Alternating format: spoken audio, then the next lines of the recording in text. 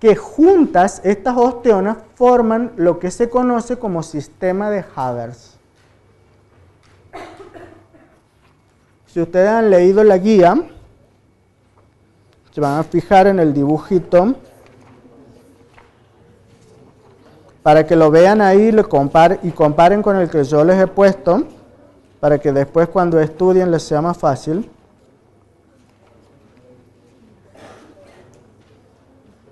La página 52.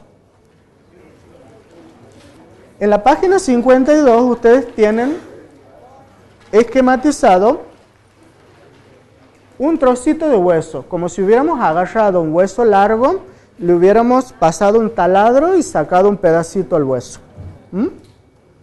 Y ahí, en detalle microscópico, está descrito lo que se conoce como sistema de Haber. Ese sistema de Haber está formado por laminillas concéntricas que están formadas por osteoblastos. Esas laminillas concéntricas se ubican alrededor de un conducto central. Ese conducto central tiene un nombre. Si lo ven ahí, ¿cómo se llama? Conducto de Haber. Si el sistema se llama Haber, el conducto alrededor del cual se ubican esas láminas concéntricas se llama conducto de Haber. Hemos visto que el tejido óseo podía ser esponjoso o compacto.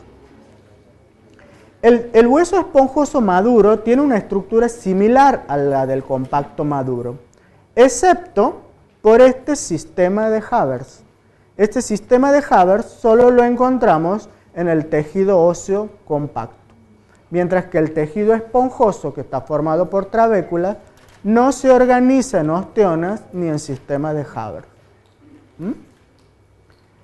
Ese sistema de Haber, con esas laminillas concéntricas alrededor de ese conducto de Haber, lo que permiten es la irrigación del tejido sanguíneo, porque a través de ese conducto central van a pasar las arterias y las venas que van a irrigar al tejido óseo.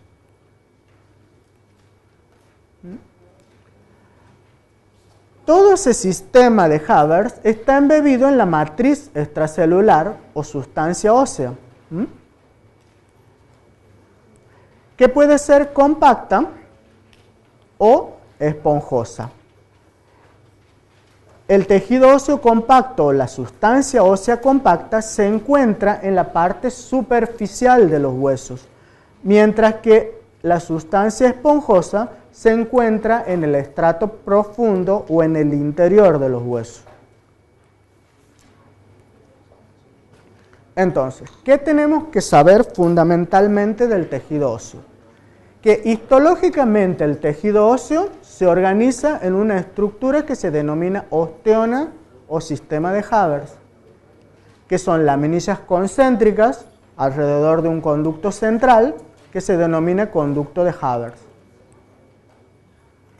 Esos conductos de Haber, a su vez, si lo ven en el dibujito, están comunicados por conductos transversales que se llaman conductos de Volkmann, y que al ser transversales no están rodeados por laminillas concéntricas de matriz ósea. ¿Sí? ¿Cuál es la función de los conductos de Volkmann? Comunicar los conductos de Haber entre sí. Y no están rodeados de laminillas concéntricas. ¿Sí? Bueno. Hasta ahí, si han prestado atención a la descripción, ahora solitos podrían describir el dibujo este. Porque una pregunta del parcial puede ser la foto esta y describe el sistema de Haber. Bueno, esto que ven ustedes aquí es lo que les mencionaba anteriormente, que se conoce como osteoma o sistema de Haber. Vamos a ir tratando entonces de identificar las distintas estructuras que veíamos anteriormente. Esto es un trocito de hueso, como si lo hubiéramos sacado como un sacabocado. Esta es la parte externa y esta es la parte interna. Todo eso es la parte compacta. ¿Cómo? La parte compacta. Ahora vamos a eso. La parte externa hemos dicho que estaba formado por tejido óseo compacto. La parte interna por tejido. Exacto.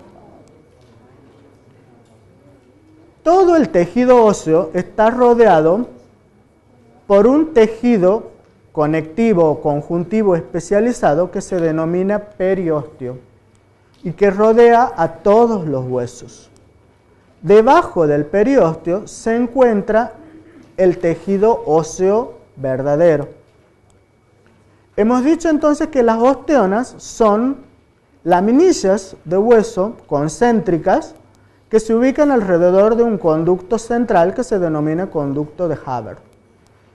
Y esas laminillas, si las vemos más grandes, con mayor aumento al microscopio, descubriríamos que esas laminillas no son otra cosa que osteocitos que están unidos uno a la par del otro formando un círculo y que han secretado matriz extracelular que se ha mineralizado u osificado y que los ha encerrado entre sí, dándoles esa estructura de círculo alrededor del conducto de Haber. ¿Sí? Los conductos transversales hemos dicho que se llamaban conductos de Bogman, exactamente. Estos conductos transversales se llaman conductos de Bogman o canales de Bogman, es lo mismo. Y no están formados por esas laminillas concéntricas como los de Haber. ¿Sí? Ahora bien, esas laminillas concéntricas están formadas por osteocitos que no están separados entre sí, sino que están unidos unos con otros por una estructura especializada que la hemos visto en la clase 1. ¿Cómo se unen las células entre sí?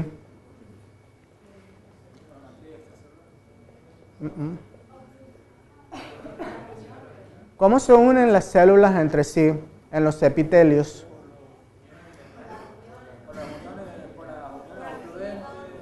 Bien ahí. Exactamente. Se unen por lo que se llaman complejos de unión, que están formados por la zónula occludens, la zónula adherens y la mácula adherens. Bueno, los osteocitos están unidos entre sí por lo que se llama zónula occludens. Es decir, que no dejan pasar nada entre sí si no es a través de la célula. Si vemos ahora en un corte histológico con mayor profundidad, vamos a ver, por ejemplo, aquí el conducto de Haber y las laminillas concéntricas de osteocitos unidos entre sí, y todo lo que se ve en marrón claro es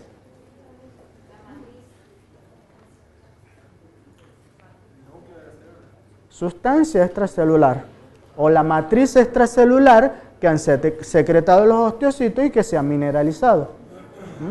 Entonces, ¿por qué el hueso se vuelve duro? ¿El hueso se vuelve duro por las células? No. El hueso se vuelve duro por la matriz extracelular que se mineraliza y las encierra las células en esa estructura. ¿Estamos hasta ahí? La diferencia con el tejido óseo esponjoso que está hacia el interior es que este presenta una estructura de trabéculas que no tienen sistema de Haber. Bueno, vamos de vuelta ahora con los tipos celulares que componen el tejido óseo. Hemos dicho que estaban las células osteoprogenitoras, cuya función era originar todas las otros tipos celulares, es decir, transformarse en osteoblastos, que van a secretar la matriz ósea, que cuando se mineralice se formarán osteocitos. ¿Sí? Después tenemos las células periósticas y las células endósticas. Hemos dicho que todo el hueso está recubierto por un tejido conectivo especializado que se llama periósteo. Es decir, que las células que forman ese tejido conectivo son las células periósticas. Y a su vez, todos los conductos de Haber y los conductos de Bogman están revestidos por un tejido conectivo especializado que se denomina endostio y está formado por células endósticas. ¿Sí? El otro tipo celular que teníamos en el hueso eran los osteoblastos, cuya función es... Muy bien. Los osteoblastos, cuando se ven al microscopio, se ven con esta estructura. Es decir, que son células poliédricas o alargadas, que tienen forma cuboide. El citoplasma es basófilo, es decir, que es azul. sus prolongaciones están comunicadas entre sí, entre ellos y con los osteoblastos y los osteocitos por medio de uniones en hendidura, que es lo que hablábamos recién. ¿Sí?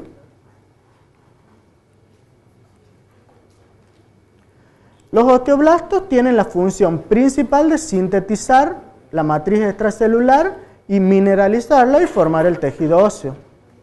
Una parte de esas células pasan a formar parte de la matriz, a formar todas las laminillas y a transformarse en osteocitos.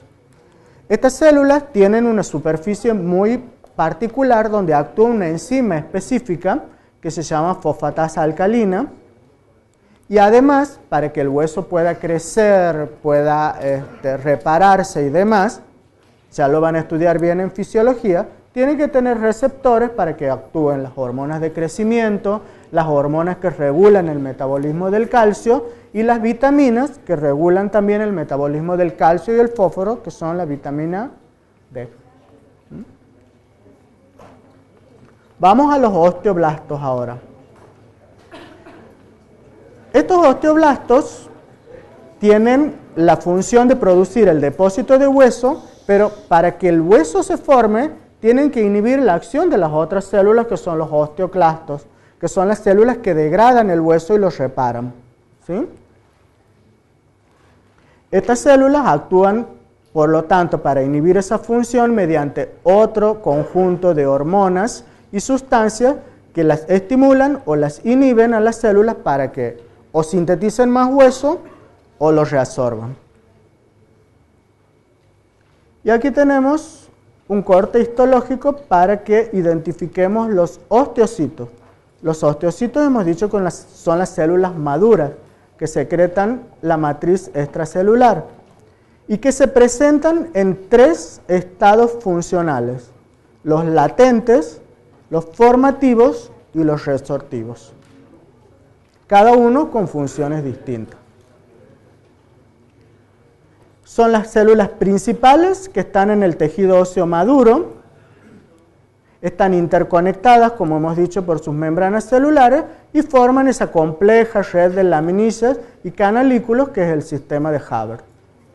Y se derivan de las células inmaduras que son los osteoblastos. Cuando los osteoblastos se transforman en osteocitos, es como si las células quedaran en latencia, parecieran morir, pero no están muertas. No se sabe por qué una vez que se ha producido la mineralización del hueso y se ha formado el hueso compacto, los osteocitos siguen latentes. Pero se supone que tienen algún efecto en el hueso que ya está formado. Además de que responden a todos los estímulos de hormonas y vitaminas para que el hueso cumpla su metabolismo. Vamos ahora a los osteoclastos. Los osteoclastos tienen formas muy diferentes a los osteocitos. Si nosotros lo viéramos al microscopio, veríamos que estas células son células poliédricas, pero que tienen una característica muy especial, que tienen muchos núcleos. O sea, son células multinucleadas con función fagocítica y que su función principal es liberar enzimas para... Esta parte, por ejemplo, es la parte de tejido óseo compacto. Esto es un osteoclasto que está acá liberando enzimas y está degradando el hueso, de modo que lo va erosionando para que o el hueso se repare o crezca. Esa es la función de los osteoclastos.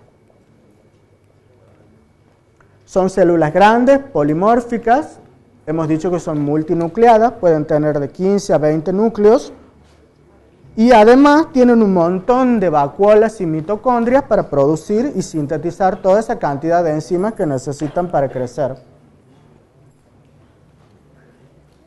Bueno, hasta ahí hemos terminado de ver todos los tipos celulares que componen el tejido óseo. Osteoblastos, células osteoprogenitoras, osteocitos y osteoclastos. Ahora vamos a ver las características de la matriz extracelular del tejido óseo, que es la matriz ósea. ¿Por qué está compuesta? Está compuesta principalmente por sales minerales. Estas sales minerales, cuando sufren el proceso de osificación y mineralización, es lo que le da la dureza y rigidez al hueso. Esos sales minerales de la matriz ósea no es cualquier mineral, no es aluminio, no es... Es un mineral especial que se denomina hidroxiapatita. ¿Saben lo que es la hidroxiapatita? ¿Por qué está formada la hidroxiapatita? Calcio. O sea, es una estructura cristalina de sales de calcio que tienen una característica principal. Además de esos cristales de hidroxiapatita, también encontramos cristales de fosfato de calcio.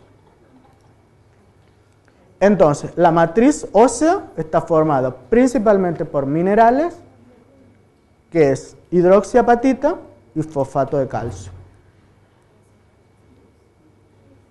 Si la estudiamos en cuanto a composición iónica, la matriz extracelular, veremos que tiene calcio, fósforo, fosfato, hidroxilos, carbonatos y en menos proporción tienen otro tipo de compuestos como por ejemplo citrato, magnesio, sodio, zinc, hierro. Todos esos componentes iónicos le dan la estructura especial al hueso compacto. ¿Cómo? Todos los anteriores que pasan.